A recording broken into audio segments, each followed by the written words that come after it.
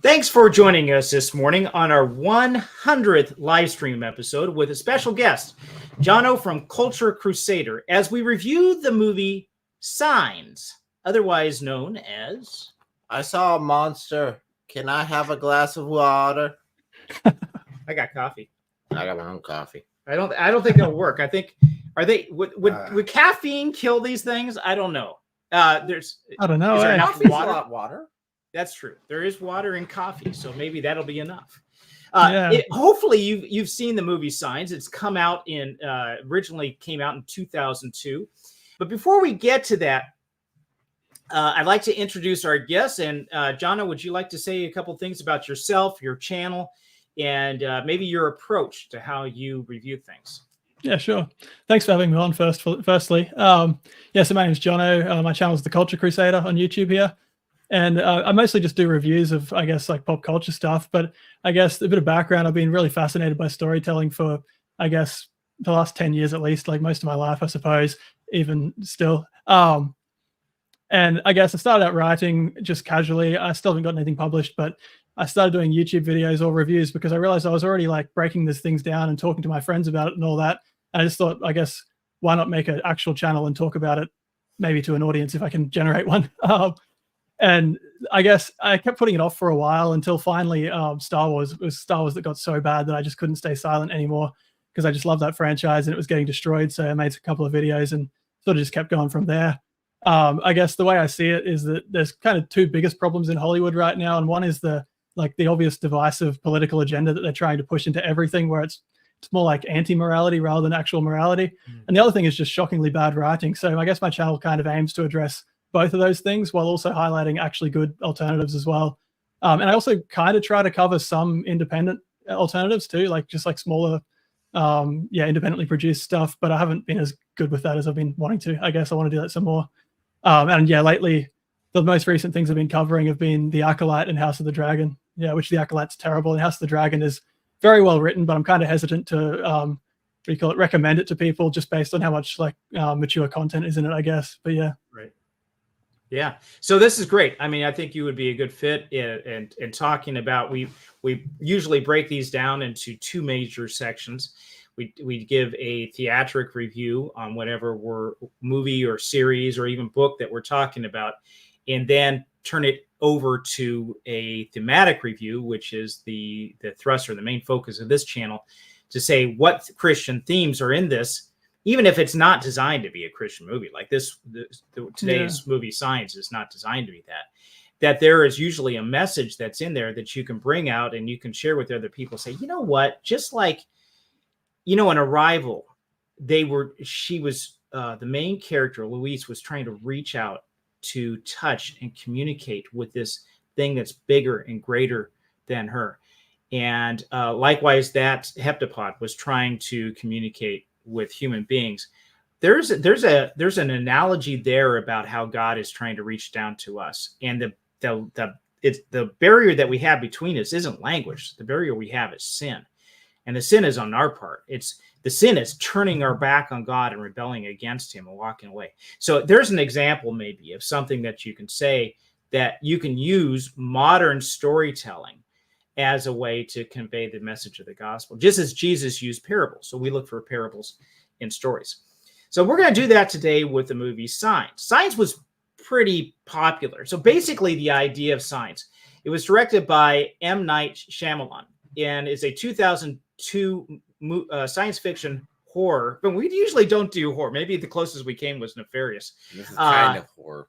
It was a jump. It wasn't, blood and gore or anything like that and heads flying off, but it was, there was definitely some tense scenes in there that were, that get you to jump. The film follows a former priest or minister. I'm not sure if he was Catholic priest. I never really understood what denomination. I couldn't really tell either. Coming from, but it follows him and his family as they encounter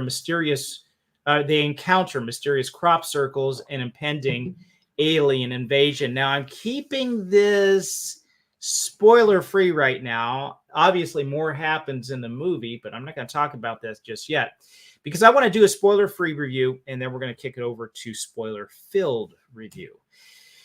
On the spoiler free side, before we move on, I want to ask that if you like this and what we're talking about, please like and subscribe the video, and go ahead and do that now. You can always unlike us later. You can always hate us later, and click the hate button if you like. And good luck on trying to find that, but go ahead and try it anyway. On a scale from 1 to 10, Eric, what would you give Signs? I give it probably an 8 or a 9. I really did enjoy the underlying messages that are in it. Okay, 8 or 9. Jono, what would you give it? Yeah, I'd probably go a 7, I think. I initially had it as a 6, but the more I thought about it, it went up. So yeah, it's basically for the message as well, I guess. Yeah, is what brought it up. Yeah, very good. And I'm looking forward to seeing why, because we're going to talk in a minute here why we chose those particular ratings, but we're going to wait until after the spoiler section. I would give it an 8.5. So I'm right in the same zone as Eric here. You said between an 8 and a 9, right? 8 and 9. Yep. So let me see if I do my math correctly. That would be an 8.5. An 8.5. Yes. Okay. All right. So we're on the same here, and so we're going to share that in a bit. If you have not seen this movie and you want to crawl out of a rock and go see it, no, I'm just kidding. If you have not seen this movie and don't want us to spoil it for you, please turn us off, go watch the movie, come back, and join us again, because we'd really love to have you. If you have seen it and you want to also chime in on the chat, we keep our eyes open for the chat to see what's going on. And we're not necessarily doing call-ins this time. Is that correct? Why you look at me as your live stream? Well, I know, but I think from a technical standpoint, I'm just thinking with having this is the first time, if we do call-ins, this will be the first time we've had a guest with a call-in. Technically, I don't think there's any issues with that, right? No, you can have multiple guests. Okay. That is the power of StreamYard. Good. Just wanted to double check. So we'll check the chats, and if anybody wants to jump on too, we can have you join us as well. So we are going from here on out into spoiler territory. So let me go ahead and put that up. Now, let me ask you, John, what do you think worked and did not work with this film? Yeah. Okay. I guess I'd start off by saying I feel like it's almost the hardest type of movie to review, in that it's one that I don't love and I don't hate, I guess. But if I really feel strongly one way or the other, it's a lot easier to review. But this one, like there's some things that I liked about it. There's some things that I didn't think quite worked, but it didn't really invoke like a very strong emotional response in me, aside from, I guess, a couple of messages that I thought were good. And the only other thing I'd say before I get into the like the actual breakdown is that I'm not really a fan of this genre of film. As you said, kind of leaning a little bit into horror. Like, I don't watch horror movies. I guess the scariest movie I've probably seen is I Am Legend, which people say isn't that scary. So I don't love being like tense on the edge of my seat the whole time. So trying to put that aside and just review it, I guess, more objectively. I'll go through the things that I liked. I think that the biggest strength, I would say, is the like the cinematography and how well they were able to build all that tension. So I guess there's things like the camera angles with like shaky camera in certain areas, like that the scene in Mexico when people had captured footage of the alien for the first time. That was really tense, especially with all the screaming in the background and stuff. The sound effects of the aliens when you can't see them and they're like running around and stuff, creepy as. The music. I guess the acting as well was pretty good at like selling the tense moments. And so I was definitely very much, I guess, like on the edge of my seat, to the point where sometimes I was even like moving my mouse ahead to like see where it was going to make sure there's not going to be some jump scare coming. Cheating. Which I literally never do that, but I was just like, yeah, I'm not liking being this on edge. So it did that really well, I would say. I was reasonably invested in the characters. I thought they, like, obviously I didn't want to see the kids get hurt, which is a cheap trick, but it works. So I have no real problem with it. And I really wanted to see the preacher regain his faith, which, as was paid off at the end. So I liked that. And I liked how both men's primary concern was protecting the children and the family. I really liked that because you don't see that as much in modern Hollywood stuff.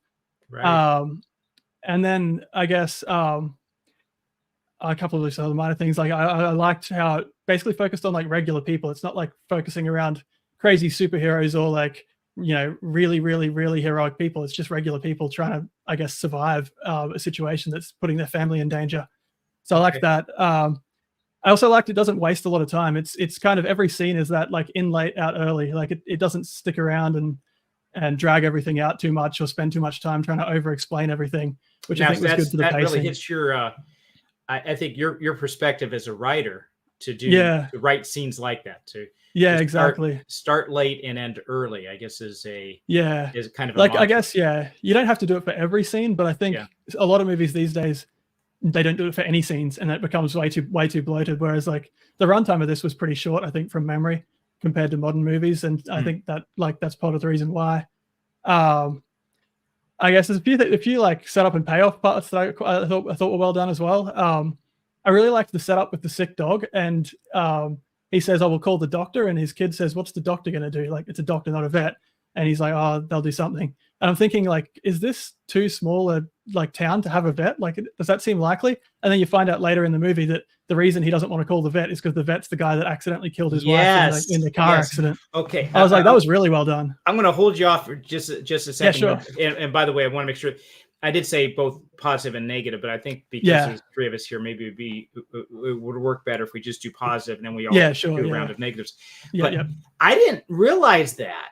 For some, did you realize that? I just thought it was because, like you said, it was a small town. They didn't have any explaining to the kids. But his son is basically, why don't we call the vet? And maybe that would have been a little bit better, but there's a lot of subtlety here that, like, the writer is not, and the writer was the director was okay. So and the vet. And the vet and the killer. So he's really puts himself in the movie. All right. Yeah, you did realize that, right? That was no. I had no idea that it was the that was the writer and director, right? Yes, oh, cool.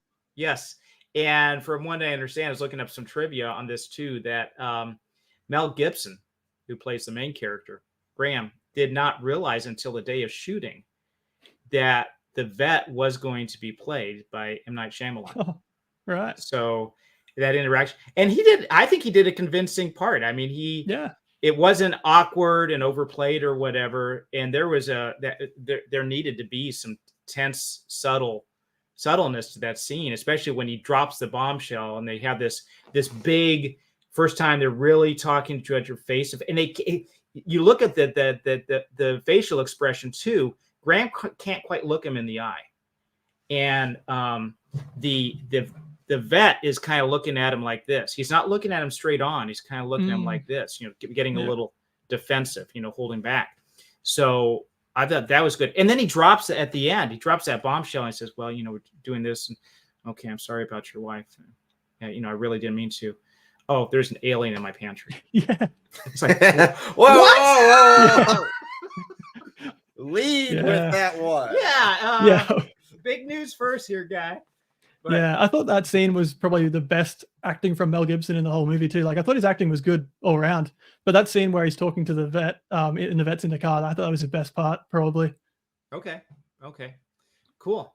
So do you have anything else to add in terms of the positive side of that? Yeah, a couple more things. I guess they set up the baseball bat pretty well as well, with like how he's like, oh yeah, like the guy's asking him about his baseball career, and he's like, yeah, I've still got the bat, it's like signed above the mantelpiece or whatever. It's like that Chekhov's gun. I was just going to mention that. I literally had written down Chekhov's baseball bat. Like, like if you have a what is it? If you have a gun on stage, it must go off. You look really closely, and the name on the side of the baseball bat is Chekhov's or something. That'd be awesome. Yeah. So that was set up well, and another thing I really thought was done well was the like when he first encounters the crop circle.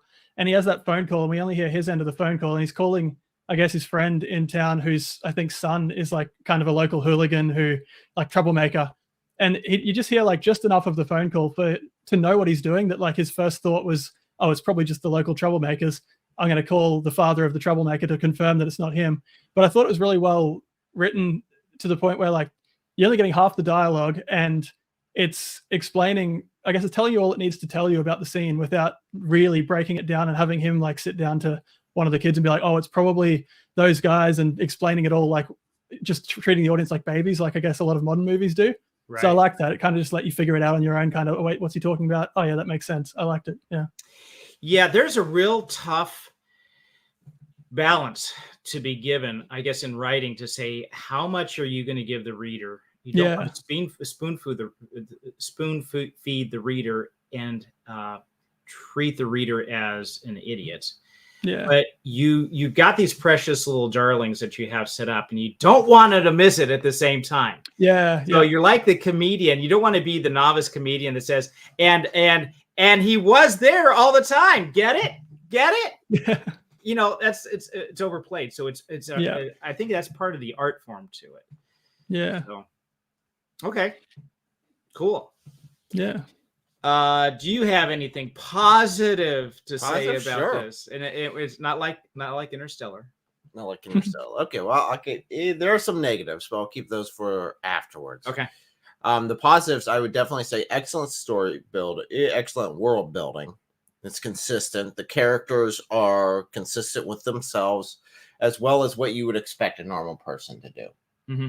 They have their own flaws. I'm remembering when they first start hearing the aliens around the house, and they go running out there, and they think they're the hooligans, right? And this priest has never cussed. He's not used to use the foul language. Yeah. And he's running around and he's just trying the best he can, but he's just messing it up left and right. He just sounds like an idiot running around. Yeah. But that's consistent with the character. That's what Right. you'd expect. And their assumption that this is just a bunch of hooligans, you know, that they didn't automatically jump to the conclusion, oh, this is exactly what it is. Right.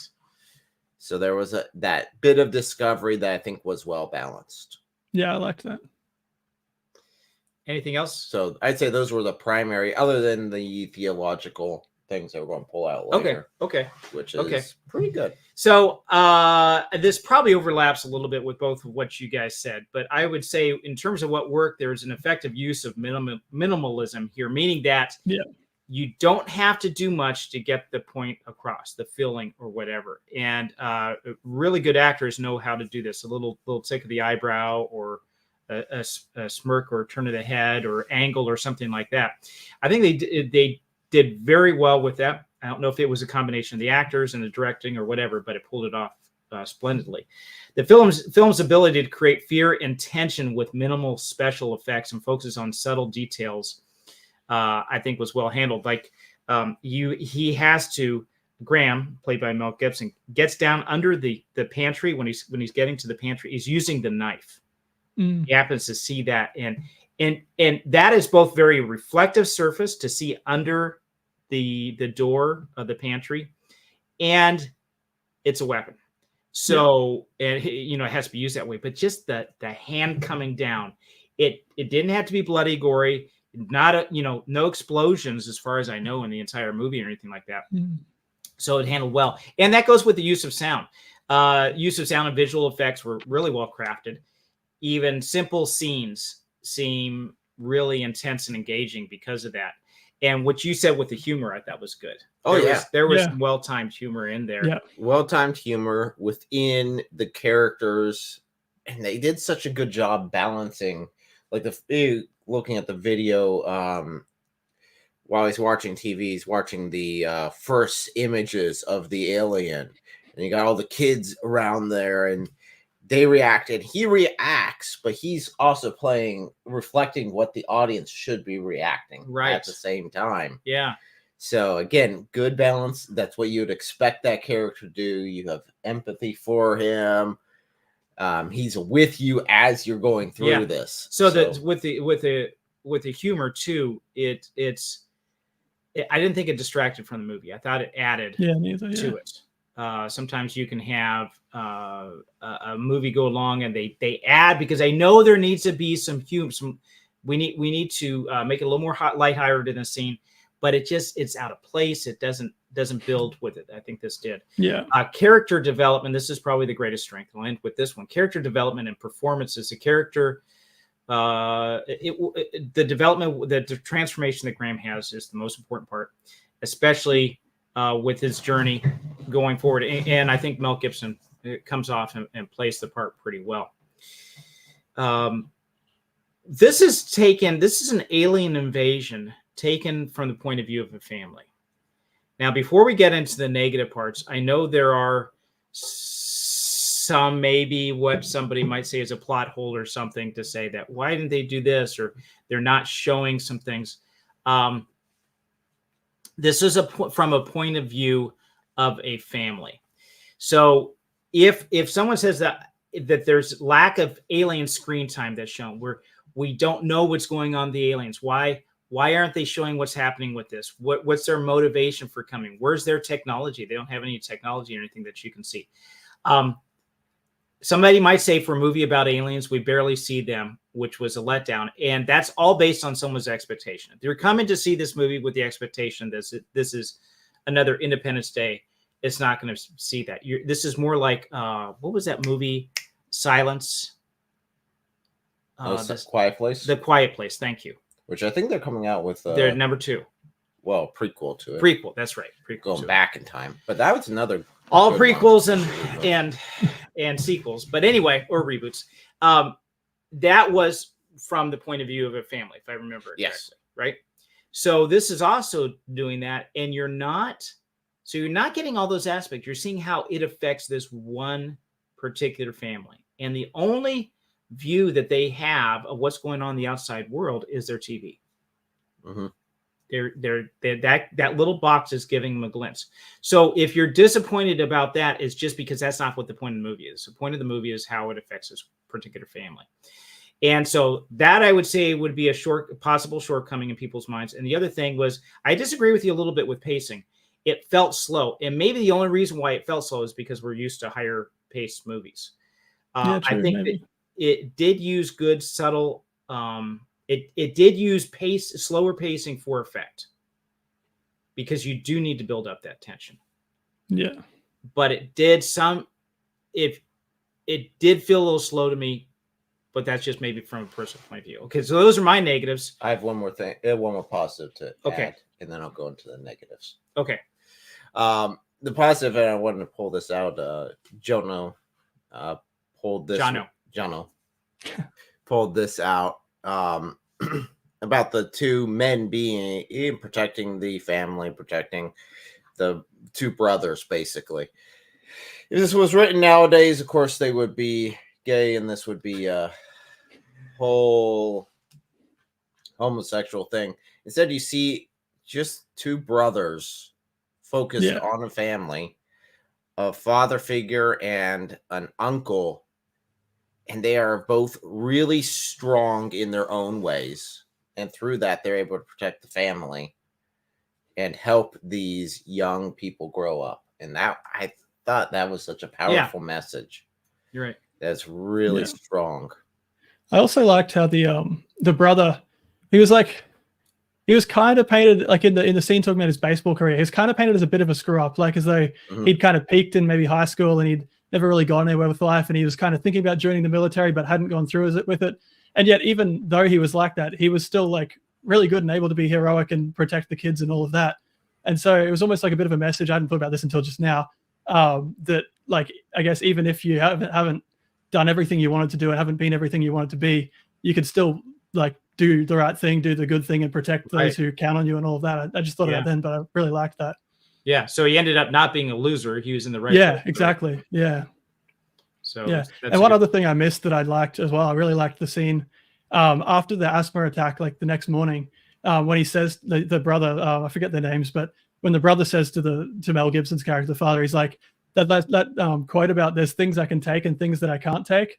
And the whole line about like the things I can't take is when my brother, who I look up to and all this, loses hope or loses faith or something like that. Basically, like, don't do that again. I saw that last night. I don't want to see it again. I really liked that whole conversation. I thought it was really well done. Yeah. Yeah. I don't think you see a lot of positive brother relationships in movies. No, not really. Hey, you know, we're talking about the emasculation of men in media. Yeah. That's a role that's been taken out. It's like you were saying, you'd be surprised if it wasn't put a chicken in it, make it gay. This would be a gay relate. You would have to. That's the way. And we lose we sometimes we focus on the fact that they're turning everything a certain way, but there's also a vacuum. In order to turn that a certain way, there's also other things that they're leaving behind that are not addressed. Yeah. So okay, so you have some negative ones. Yeah. And by the way, we're going to get to the chat here in just a minute, guys. I see there's some things that are there, but we're going to go through this round and then we're going to hit the chat. Okay. So I guess one thing I had up here. I feel like the individual scenes are all competently written, but I guess the bigger picture, there's a few things that I think fall apart.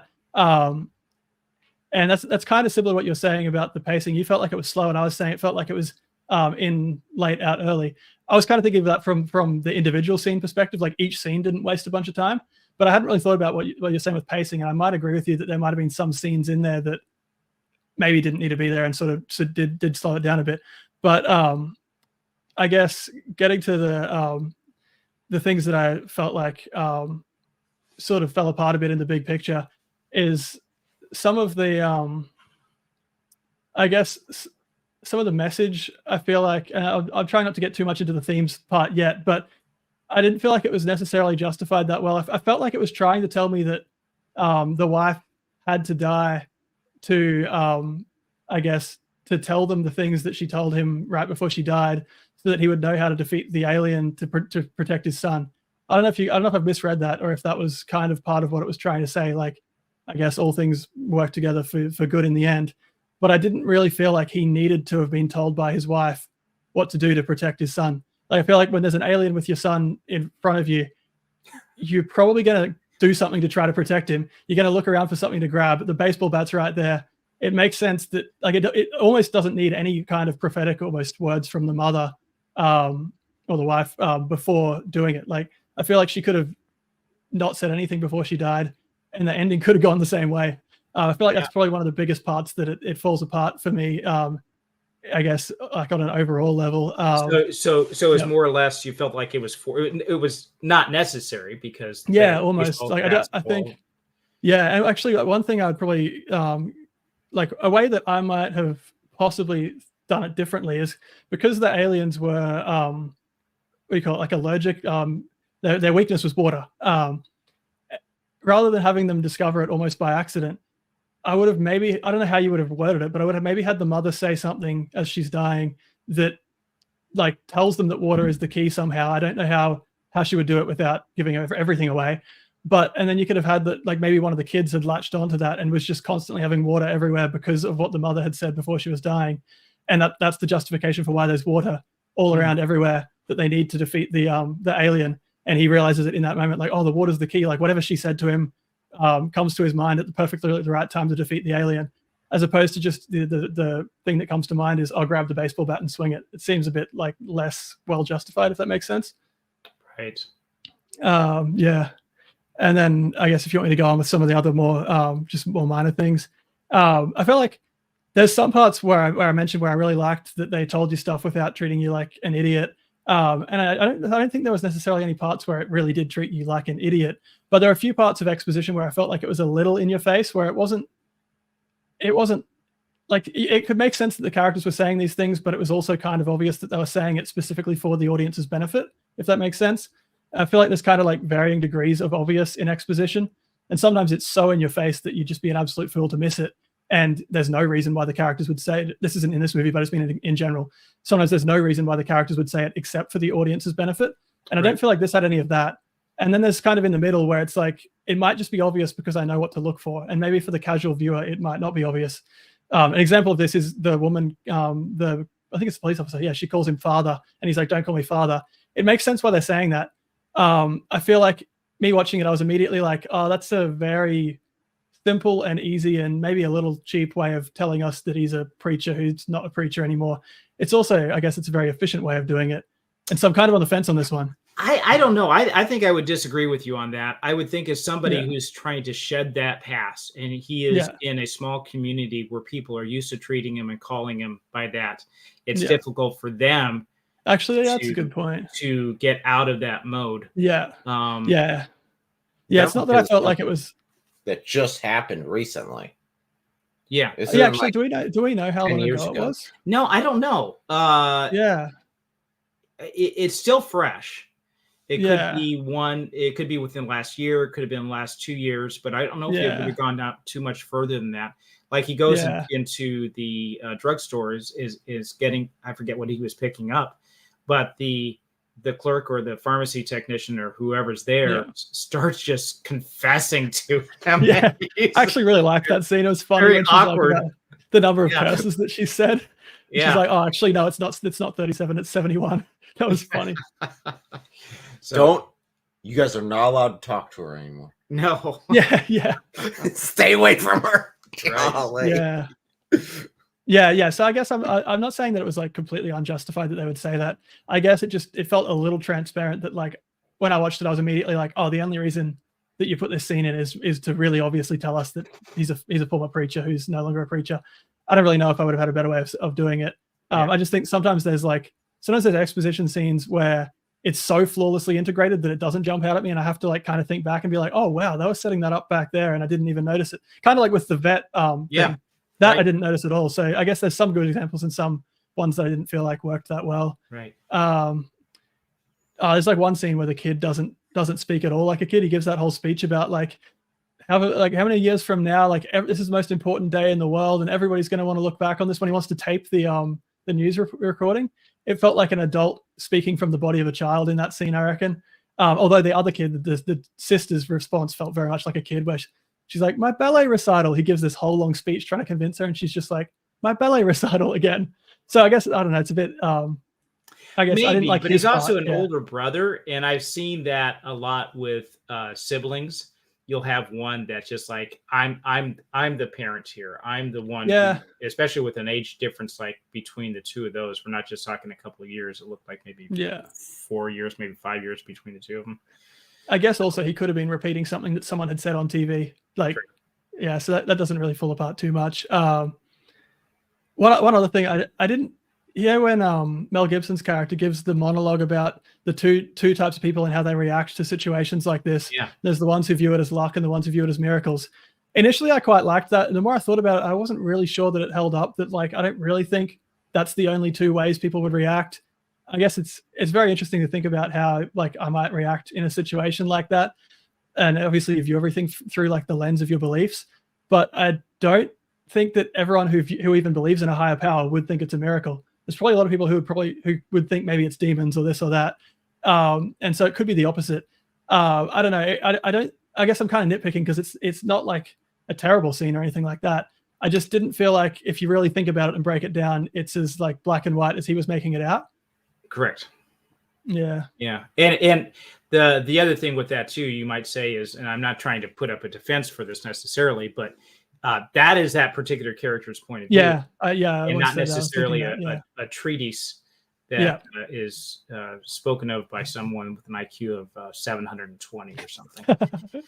So I'm going to pull up some chats here and see what we got. I also have my negatives still. What's that? I also have my negatives still. Oh, I thought you were done. No, I said one positive and then got negative. Oh, I'm sorry. Okay, we'll hit that and then we'll hit the chat. So, guys, thank you for your patience in the chats. We got 3 of us talking, not just one. So it's going to take us a little while to get around. And then we'll hit the thematic review after we check the chats and do some trivia. Yeah, there are some serious holes. Oh, okay. I know where you're going to. From a tactical standpoint, this was stupid. Okay, so the whole point of these aliens coming now, I like when they're consistent with the aliens. I like when the big bad alien has a weakness and something that they can exploit and use to conquer. Okay, cool. You're consistent with that. War of the Worlds. They get a virus, right? War of the Worlds. There's a couple others. I forget a couple other alien ones that they're like almost invincible, and then you find out, okay, this is their weakness here, and it's like once they find that out, it's a cascade effect. Right. Yeah. I like those in there, and again, having a weakness, fine. So the whole point of these aliens coming to Earth was to harvest humanity. They were coming here basically for a food source. Okay.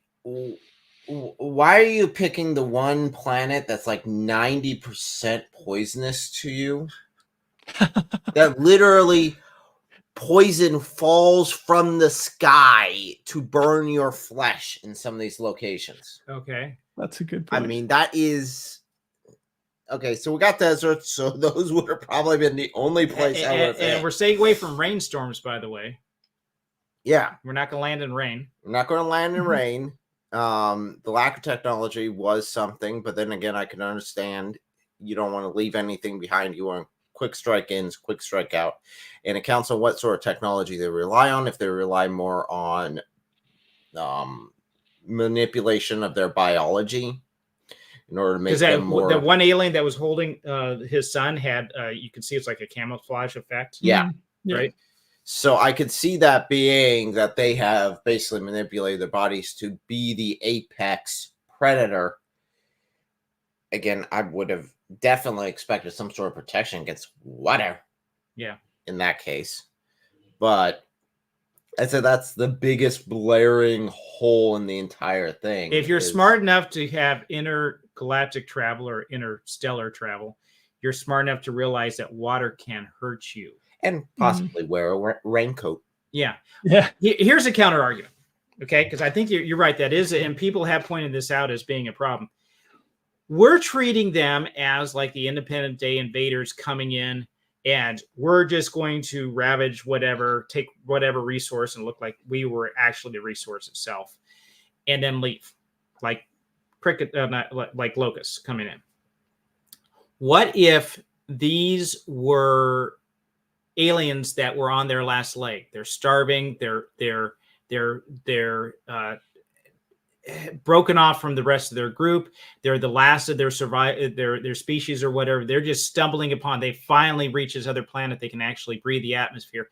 They don't have much of a choice. They don't have much of a choice. They're forced into this situation. That's the only thing that could really point. If you look at the one image of the alien that's down in Brazil where he's hunkering down, it's like he's hiding and he's trying to get away. He's not like attacking the kids. There's not a group of them. It's just the one by himself. Yeah, but they spent time as recon.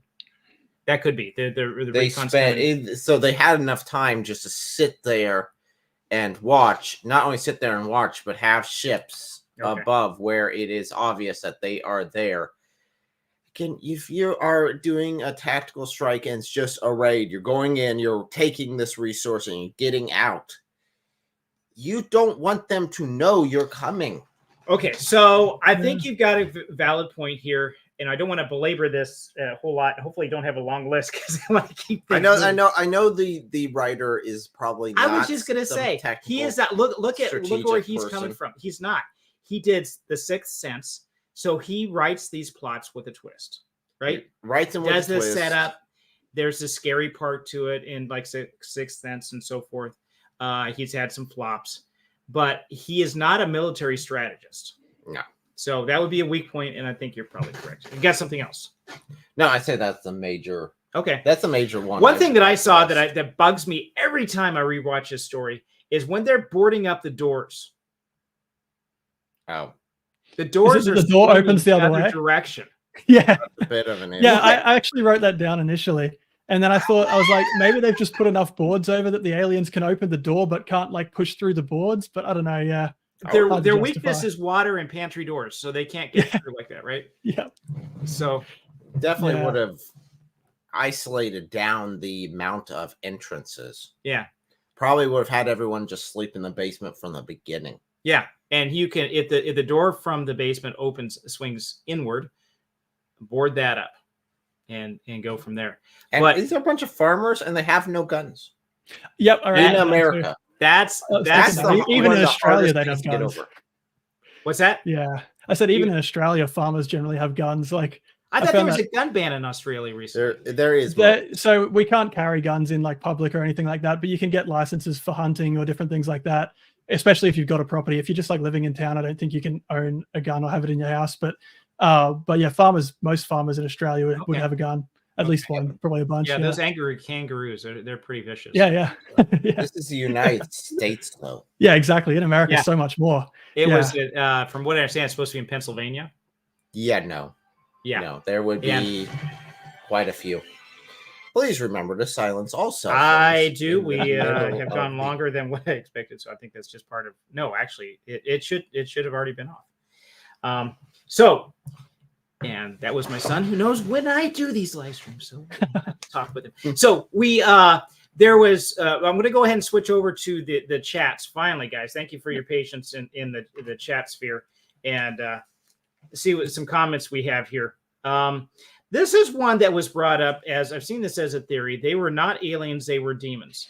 So we did a live stream asking about, are they real? And talking about basically the theological aspects of aliens. From a biblical standpoint, is there any possibility from just what how the Bible describes things? Is there a possibility for life on other planets? And I'm not going to go into that because that's a huge discussion that's beyond the scope of this, but we did talk about it in a previous live stream. So this is a theory that's been brought up. They were not aliens, they were demons. And I'll keep an eye on the chat to see if you want to expound on this any further, because I think there is a line of thought that goes with this. I don't agree, but there is some I agree from the writing of this movie is what I'm saying. I don't think they're set up for that necessarily in this movie, but I can see where there is an argument for that. So if you want to expound on that, feel free to. One thing I was thinking about. What's that? One thing I was thinking about that is I think you're right that I don't think they were written that way. There was that line about the battle turned around in the Middle East and like 3 small cities found a primitive method to defeat them. Initially, I actually wondered if that was going to be prayer was what defeated them, but it wasn't. Because I was like, this is already like feeling like it's going to be a kind of pro-Christian movie with the preacher. I figured he was going to turn around and go back to his faith. And so I thought it'd be really interesting if it was like even more pro-Christian, where it's like, like the God and prayer was what defeated them, but it didn't end up being the case. But yeah. Now, is this the first time you'd seen this movie? Yeah. Okay. So I want to take back what I said about living under a rock and not. No, it's all good. Okay, so we got another comment here from Nicodemus. He says the Culture Crusader, very nice. So he's talking about the name of your channel. So I think there's some symmetry between. He also has a channel, and I think maybe there's some crossover between the two of you guys. What you have. Yeah. Okay. And now I'm gonna try to make sure that I get you pronounce your name correctly here. Damon's Golden Dragon. So I don't know if the Damon's part. If the aliens represent angels and the humans represent fallen angel, rebellious spirits, the movie could be quite symbolic of the final battle. Which side would you be on? That's a good question. That's a different twist where the aliens represent the angels and the humans are the fallen. No. Well, we are in a fallen state, so there is that. But those aliens were pretty nasty in the movie. No, they acted more. I was going to say they acted more on the level of demonic in that aspect. Although, again, defeating them through water. Now, demons aren't defeated through just random glass of water that a little girl decided there might be a speck of dirt in. That would change the biblical narrative quite a bit if that was the case. Right. I was a little confused with the water thing too. Did you guys was there something behind it, or was it just a kid having like a weird thing about water? It was supposed to be that everything works out in a plan. Right. There is no coincidence. This was the was kind of the moral of the story, because God's behind it, and that's where he has. There are some struggles that he has with that, and we'll talk about that in a bit. But I think it was a bit of a writer setup. It felt a little like forced. But it was one of those. Because it's kind of odd that a girl would or a child would just want to have so much water. Yeah, kids do weird things though. They do. I was going to say it is things. Yeah, it is a little bit. It is believable because kids do. Yeah, as you said, weird things. It's just it felt a little weird to put in the movie, but it made sense, I guess. Such a cute little girl. Yeah, it's like okay, we'll go with it. Right. Go get her a new glass of water. So you'd think they would have actually. You'd think her father would have been like, "Nah, let's put a stop to this. I'm sick of having water all over the house." Okay, so we got Carol jumped in, very early program. By the way, I'm sorry if I did not put an announcement that we're doing this an hour earlier than normal. This is because we got our brother Jono here, who decides he wants to live on the other side of the world, and because of that, there's like a 14-hour difference. So we got to kind of match up our times and our work schedules and everything to make this happen. So that's why we did the earlier schedule. I would have liked to have slept in longer, but that's not going to be the case. And then we got a follow-up here from Damon's Golden Dragon. He said, angels have come in the past to cast God's judgment in the past. I was going to mention that, the angel of death, like in Egypt. They would be there for Sodom and Gomorrah. The Sodomites, they would be evil aliens. Yes, but the characteristics I think that you would see of sitting there and poisoning the child, I don't know. I had envisioned the angel of death in Egypt to be more noble, I guess. Oh, that on top of that, you don't defeat angels with water or demons, or you don't defeat. The argument would yes. be that the angels, well, if it was so easy to defeat, and we could, angels are so in our current position, angels are so far above us that we can't even imagine their amount of strength and ability. Correct. And they probably don't need crop circles either. Yeah, now you need crop circles either. Demons, the flip side of that, same deal.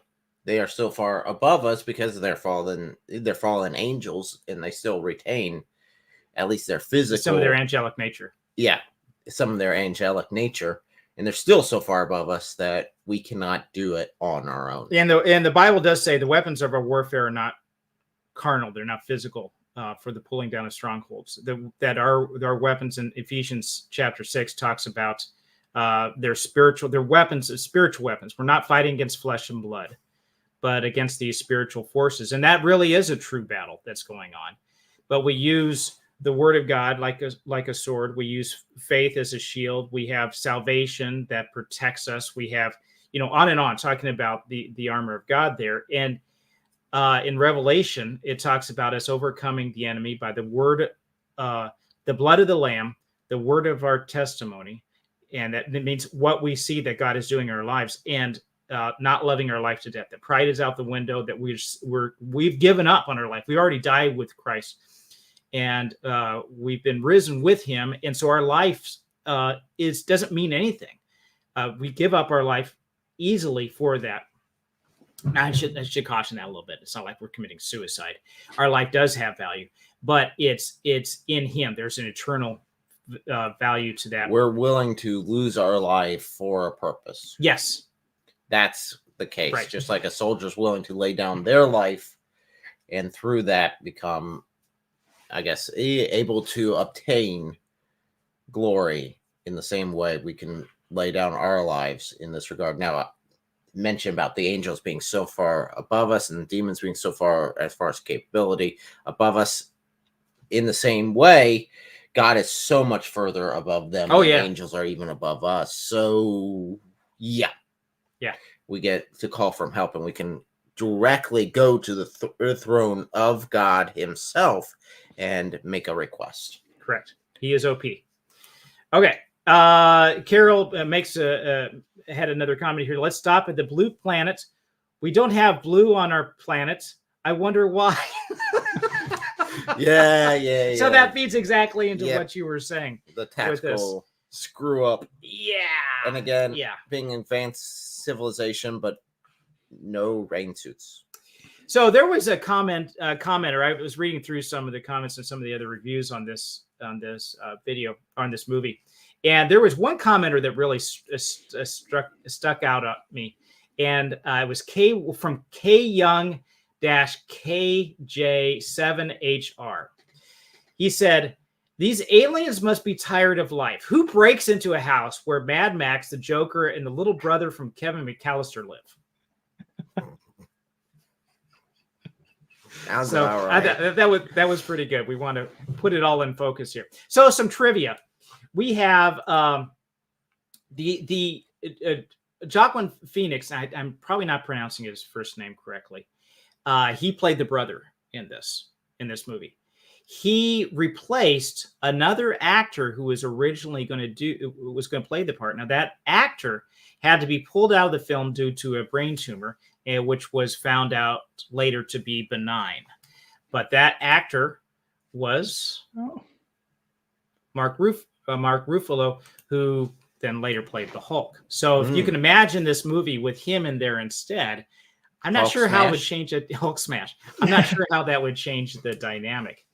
Concerning the crop circles, now there was a lot that I had read that the crop circles were actually in the movie were actually real. Not that aliens put the crop circles down, but that the technicians or the guys that are putting the set out did it themselves. And M. Night Shyamalan doesn't particularly like CGI, so he wanted to stick with that. And he also wanted Mel Gibson as an actor in this because, and this is a quote from him, because he's the guy you believe would protect his family at all costs. Yeah. Nice. And I don't know if have you seen the movie The Patriots? I don't know. I don't recall it. I don't think I have. Oh, great. It's a very American movie. Very American flick. It's about the Revolutionary War. And you have right. No, definitely haven't seen it. Yeah. Oh my gosh. If you get a chance to see that, I mean, that's not within we do mostly sci-fi, but we might just stray a little bit and do that one because there's some really good one-liners and everything that was in there. And it's another one where he is protecting his family from a stronger force. So that might be why he did that. Thematic review. This is the best part of our video where we ask the question, are there any Christian themes in the movie? And I'm going to say that to you guys here. What Christian themes do you see here that align with the Bible? Jono, since you are our guest, I'm going to give you first dibs on this. Do you want to go first on this, or do you want this to be a pass and for us to come around to you? Sure. I guess I might as well give my. I only got like a couple, but I'll go first, I guess. Yeah. Yeah.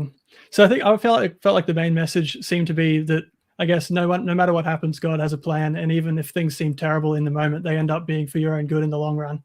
It's kind of, I guess, the story of like Joseph in Egypt almost, where like I guess in the movie's case, like it was terrible that his wife died so tragically, and it was bad that his son had asthma, things like that. But in the end, all of that sort of worked together to save the son's life when the aliens came.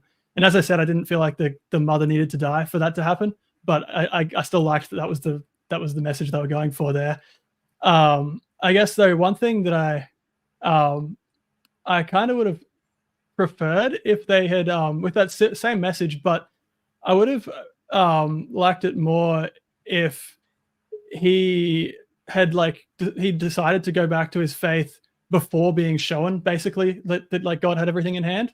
As in, like, if he'd taken a leap of faith and said, you know what, like, I've tried everything else, God, like, I'm going to trust you. I'm going to come back to you. I guess, like, forgive me for straying, all that. I'm going to put my faith in you and trust that this is going to work out. And then all the things happen that happened at the end of the movie that fall into place to save his son. And he's like, oh, yeah, it did all work out. God did have it in hand all along. And I was right to put my faith in him. Because I guess the way it's written right now, if you're watching the movie and say you are, like, angry at God for something that's happened in your past, and you see it, and you might even recognize that what it's trying to say is that God will work everything for your good. But you could kind of be like, well, he hasn't worked everything for my good. Like, this hasn't happened to me, so why should I come back to him? Whereas if they had it the other way around, where he makes the leap of faith to come back first, and then he sees how it all falls into place, I think that would have been a bit more powerful, if that makes sense. But I still like what message they were going for there. Yeah. I think that's the main one. I can't remember if there's anything else. I guess the other thing is just less of a Christian message and just a general good message is the power of like family and like masculine role models protecting the people who count on them. But yeah, we already talked about that one. Yeah, and a lot of times when we say there's Christian themes, these are not necessarily exclusive Christian. Yeah. They're positive, but they align with the message in the Bible. And I will disagree with you just slightly. I think you're right on, but I will say that all things work together for the good for those who love the Lord and are called Yeah. according to his purpose. So it's not just a general principle that ties everything. Although we can't just look and say only good things happen to Christians and bad things happen to everybody else. Nope. That's not the case. And in fact, A lot of times the opposite. yeah, a lot of times the opposite, because God disciplines those he loves. So there is that in there too. So, but those are some, like you said, some really, and this is sometimes when we look at for these themes too, it's not the main theme of the movie. Yeah. That we pull out. We look at other things that are like supporting themes that are in there that may be Christian, that align with Christianity. But this one is. Oh, very much I would so. say the main point of this movie is not so much alien invasion. It's the transformation that happens with Graham. Yeah. Yeah. Okay, so what would you... There are a couple that I pull out. Of course, you got the obvious redemption of faith there. You have the brother finding his, I guess, position. He's very... where he comes up and he's able to protect the family. He's able to not be a failure constantly. At least that's how the beginning of the movie paints him. You have another one that's a bit smaller and it's a bit in the background is forgiveness and the lack of forgiveness and how that can divide, and how relationships that were once good, because of a lack of forgiveness, not even so much hatred or a dislike for one or the other, just because of the lack of forgiveness, plain and simple, can cause issues between the main character and the vet. Primarily, it was an accident that happened. I mean, it wasn't like the vet wanted to do it to kill the wife. No, but he could have been careless about it. He could have been careless about it. It's obvious that he felt bad about it, that he was repentant of it. He had not even forgiven himself, let alone the main character forgive him and allow that relationship to move on. I think that shows that there's a need for forgiveness. I think that could have definitely helped in some regard. But then also just showing that he's torn himself up about this. Yeah. That he hasn't forgiven himself. And that's something that we also need to do. Even if the other person's moved on, we need to be able to forgive ourselves in some of these situations. Right. Now, that doesn't mean, there should be repentance with it. If you have somebody who's just really just... No, in this case, it's because he was repentant. He felt horrible about it. He gone through this, and this was a dark time in his life. And it seemed to be an honest accident that happened. Should he have been driving when he was that tired? No. We're even asked to forgive when there's not. Oh, yeah, when there's not necessarily that there would be the trust that would still be there. You may never trust that person again, but the forgiveness is, we're still called to forgive, just as he has forgiven us. It's interesting that you bring that up as an important point, because we really do need to hear this today in our society too. I was doing some research on family tree, and it almost seems like almost every generation you have, maybe every other generation, you have almost like a pruning that goes off. There's a part of the family that you did not realize it existed because there was some squabble, something had happened, somebody was offended, maybe they did something terrible, but that part of the family, that person was cut off from the family. And then that person had his or her own family branch that gone off, but that branch was cut off from the rest of the tree as if that person never existed. And you have that whole set of people. There could be that relationship that was set up. Had he had a better relationship with the man who killed his wife, maybe they could have used him as a vet. Maybe they would have gotten information about the water earlier. Maybe that would have made a bigger impact. Something... You cut people off. First of all, it's a command from God not to do that. Second is you miss that relationship possibility. There's good potential. Now, you can have some people that are really terrible that you cannot be around at all. Toxic. Okay, understand that. But for those who are repentant, there should be forgiveness. There should be a path to restore relationship. Because remember, that is... relationship is really what God is desiring in the garden. He desires that with us. He desires that relationship to be restored, because after all, we're the ones who violated it. Yeah. We're the ones who turned our back to him. We're the ones in the garden who said, not your will, but ours be done. Right. And rebelled against him. And he was willing to take on the penalty himself, even when we weren't necessarily repentant of our own sin, and reach out the olive branch and say, here, I've already paid for it. All you have to do is just reach out and take it, and you'll be back with me. I'm not the only one. Reminder that the stream is now. It's just a reminder that we're just to start the stream. We're starting Go our stream with John. Okay, so before I share what I saw as a theme in this movie, I want to point out that this movie Signs is not specifically a Christian movie. I mentioned that earlier. The writer-director M. Night Shyamalan has mentioned in interviews that he was raised in a Hindu family, but he attended Catholic and Episcopal schools, giving him a varied religious background.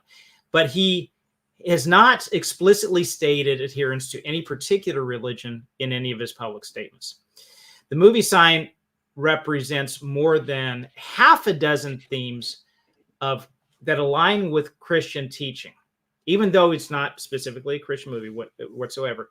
I believe actually kind of is by default, not intentionally, but it just kind of stumbled upon having some of these so strong. And so I want to go through 9, and the 9th one is really the one I'm going to be talking about and focusing on. The first one is faith versus fear, signs and miracles. Now I'm going to pause just a second. I thought originally, I'm going to come back to that. I'm going to hold that thought. The third one is divine providence. Fourth is redemption and forgiveness. Fifth is family and community. 6th is sacrifice. You got hope and restoration. Resurrection, hope and resurrection. The role of doubt. There is a point of doubt. Doubt can have a positive influence in bringing us, having that full circle turnaround towards God. And restored faith in God's character, number 9. And that's really one I want to hit on, because we've already talked about that pretty much, but let's go a little bit deeper. So he had a particular journey. Graham denies God's existence, not because he believes that God doesn't exist, but because he can't square God's character with his wife's death. He can't put the two together. Why would a good God do this? He's mad at God. Graham's journey of faith and restoration is a central theme, and his path from crisis to faith is eventually the restoration broken down in the following stages. Number 1, his initial crisis of faith. In the beginning of the film, Graham has lost his faith in the tragic death of his wife, Colleen, in a car accident. Graham says, I'm not wasting one more minute of my life on prayer. He makes that statement. And it's really kind of shocking. You see him in the bathroom, and this is another subtle effect that's brought in here. Jono, you probably caught this. On the wall in his bedroom, there's a long shot of him in the bathroom. The wall in his bedroom, you could see the faint outline of a cross. There's like the dust pattern or whatever that the cross has been removed. Yeah, I didn't catch that at all, but that's really good attention to detail. Yeah. So the Chekhov's gun, right? So that's been removed. The second one is skepticism and anger. So that was the first step with it, and then he's a skeptic now, and he's angry. And he even seems snap at his children with some of this stuff too. So after discovering the crop circles and hearing reports of similar phenomena, Graham is skeptical of any supernatural explanation and angry at the idea, believing that anything beyond what he can see and touch is the reason for this happening. Watching the movie the first time around, we don't know why it's this way.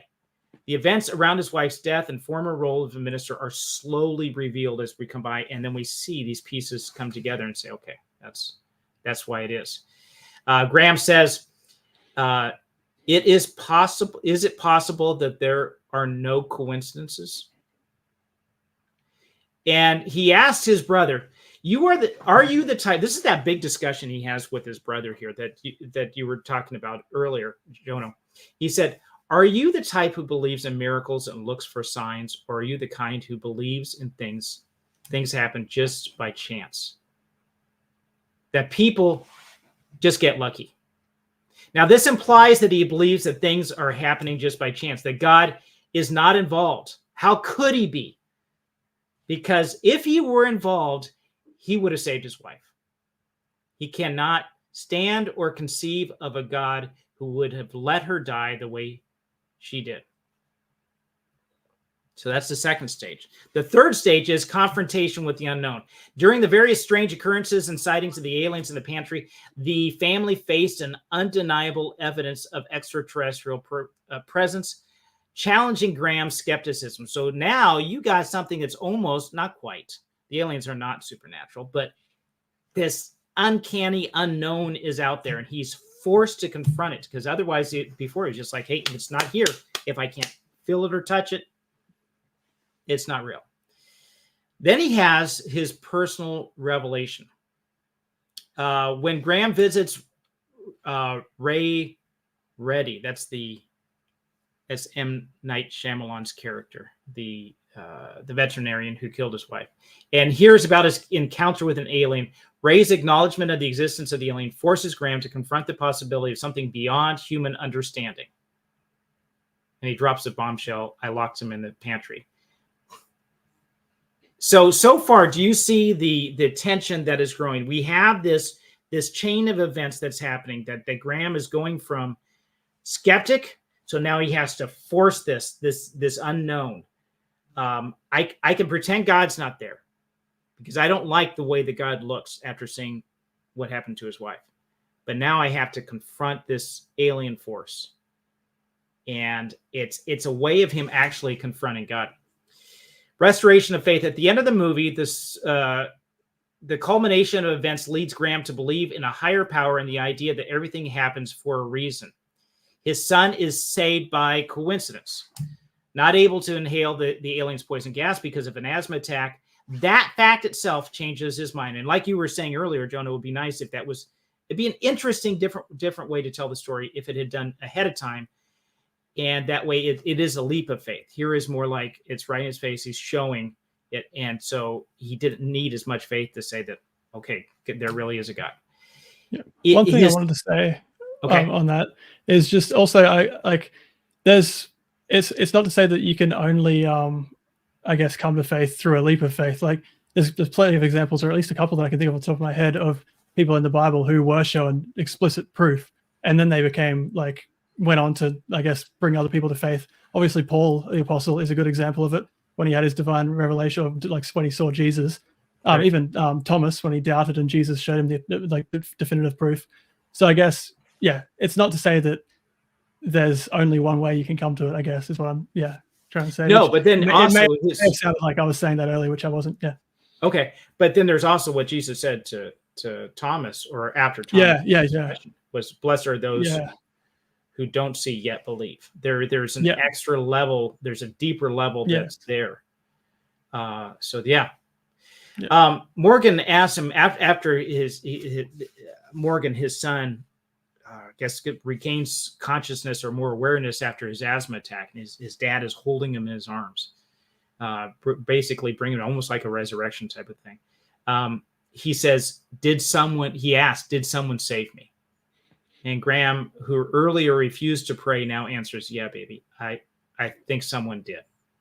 And in so doing, he admits, a big emotional moment there, where he admits that God was actually involved in doing the saving. So God is involved.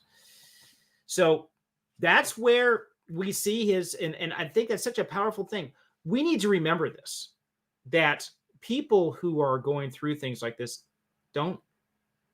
we don't always know the full story when someone is struggling. So I'm going to check chats. Do you guys want to add anything to this? We're going to start to head for the wrap up. No, I think that's pretty much it. Yeah, no, not really. I guess one thing I was just going to ask is, when the kid was having the asthma attack, it looked like the brother was praying. Maybe he was whispering something under his breath. Oh, it didn't really explain what that was, but I think he was probably praying. I don't know. We know that his brother did have faith, and he was looking to his older brother to be the pillar, and he was upset with him of that. Why are you giving up? Yeah. So yeah, I would see that would be well within character. Yeah. And it really does show how he was a spiritual guide, not only for his kids, but also his younger brother. Yeah, Mm. and community. And community. Yeah. So Carol answers says, without the mother dying, I think she might be a little bit behind us in the lagging in the stream. I think she joined us a little bit later. Without the mother dying, the father wouldn't be so distraught and hopeless. So I think that the mother's death is a huge catalyst for it was necessary to have him start doubting. Yeah. But I think, Jono, maybe what you were talking about was something a little bit different, with part of that being unnecessary. Was it what she said? Yeah. I guess what I meant was that, like the connection between what she said and what he did at the end to save his son, I didn't feel like it was. I didn't feel like the connection was that well justified. Where it didn't feel like she needed to have said that for him to have come to that same conclusion on his own. Okay. But yeah, obviously, if the mother didn't die, then kind of the story doesn't really happen. Like, it's a lot less interesting story if he's just still got his faith. It'd be a totally different story anyway. It wouldn't. So obviously the mother had to die for plot reasons. Right. And the method of her death too, being as oh man, that would be rough. Yeah. Yep. Thomas Hall, welcome, brother. I saw you last night in when we had Francis going on. That was cool. I stopped believing in coincidence after my big come to Jesus moment. Too many little things that line up that couldn't be by chance. So yeah, here we could have a whole live stream talking about the apparent contradiction between the sovereignty of God being totally in control, and me being totally responsible for my actions, free will. So which one is it? Is God totally in control, or am I responsible for my actions? Because if he's in total control, then it's all on him. And if I have free will, then he's not totally in control. And the answer is both are true at the same time. Go figure. So in my mind, it still deals with that perspective of time itself. Yes. I see David S in the chat. Oh, did I totally miss him? Yeah, I did, didn't I? Oh, and we got I got to put this up here because it's all these accolades that are going on. Great combo. See, I'm glad you told me that was him, because I would not have realized that was him. Unapologetic apologetics. Oh, I love the movie Signs. I gotta say it with it. He doesn't really have an accent. I gotta make a mock David accent. So, yeah, all good stuff. Wrapping up, I thought the movie's name Signs was about the plot circles left behind the aliens as navigational signs, and that could be true. But after rewatching the movie, I think that title might have a second meaning. Signs as in signs and miracles, or signs and wonders, which is what God uses at times to confirm his word and his presence. In other words, we can see in the movie a divine providence, more like for Graham to walk away from his doubt, walk away from thinking that God was non-existent and non-involved, to a God who actively participates, even if it's at times silently or behind the scenes. So when you get down to it, one of the more powerful messages, and I was going to bring this up earlier and was waiting for the end for this. One of the more powerful messages of this story is how God draws us back when we've lost our way. Mel Gibson's character Graham has a good reason to reject God. At least he thought so at first. Most of us would struggle with doubt after such a traumatic and tragic grief like his. And it's difficult to predict how we would respond under those circumstances. And we should remember that. And this is the point. When we see someone who is strayed or walked away from God, we should take a moment and try to understand why they rejected God.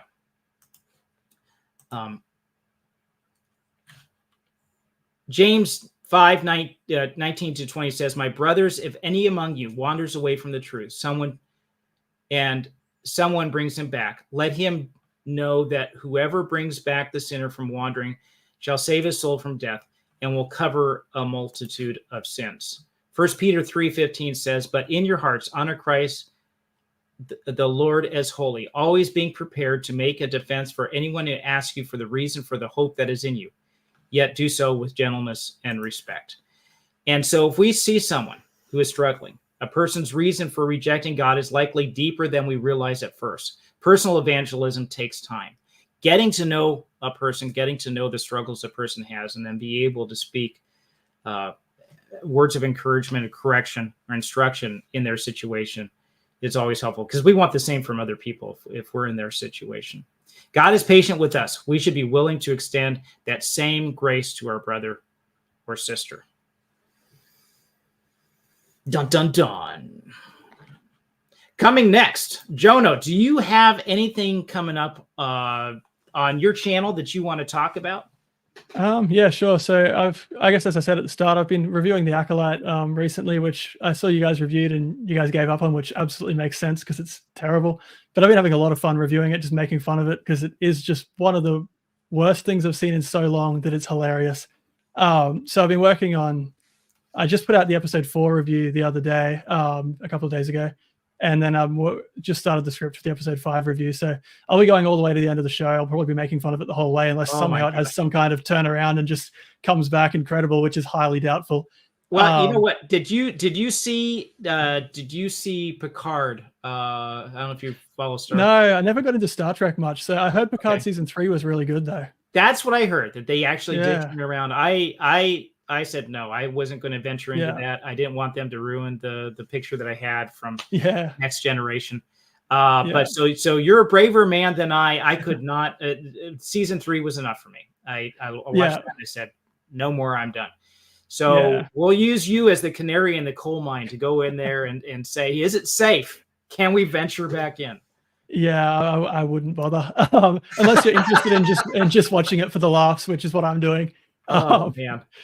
I think episode 4 was, is it 4? No, episode 5 that just happened was probably more stupid than episode 3, but episode 3 is definitely the peak of like really weird agendas and like, you know, all the witchcraft and that. Like I feel like episode 3 was like the most immoral or anti-morality in that one.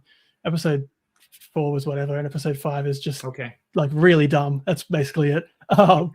So yeah, I don't know when that review will be out, probably sometime within the next week before the next episode of the show comes out. I was reviewing House of the Dragon. I don't think I'm going to do the whole season. I just did like the first episode, but yeah, that's basically what I've got coming up. Okay. I do want, before we wrap up, I do want to say we're going to be talking about what's coming up, but there are a couple of comments in here I want to bring forward. Things working for the good doesn't mean it will look good from your point of view. That's a very good, look good from the point of eternity. But nobody thinks discipline at the time is enjoyable. But when you look back later, then it's actually a good thing. That includes for the parents. Yeah, that's true too.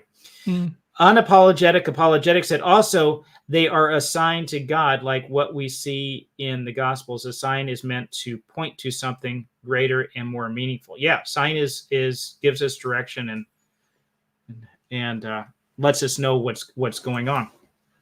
So for us, coming up Monday, we're going to do something different next week. Sounds like we're always throwing curveballs. We're going to be doing something a little bit different next Monday, not Tuesday, but Monday. We're going to have a review. Actually, it's a launch party for my first short story that's hitting not the theaters, but hitting the bookstores, so to speak. This is an ebook form only because this is a short story. You can't really sell this physically as this. It's I'm looking forward to this launch. It's going to be fun. We're going to be talking about the different aspects of it, talking about the characters, delve into the deeper questions the story issues raises about life and morality. We'll also look at the big question: what place does Christianity have in science fiction, in the science fiction genre, if any? What would a Christian sci-fi look like? And how can it make an impact in our culture? So this is going to be fun. I'm looking forward to it. Monday is that. And then next Thursday morning, we're going to have another. I don't know what it's going to be just yet. It's either going to be a review. This is teetering because there's a cultural issue that's come up that we might tackle instead. But until then, I would be honored if you can join us Monday nights.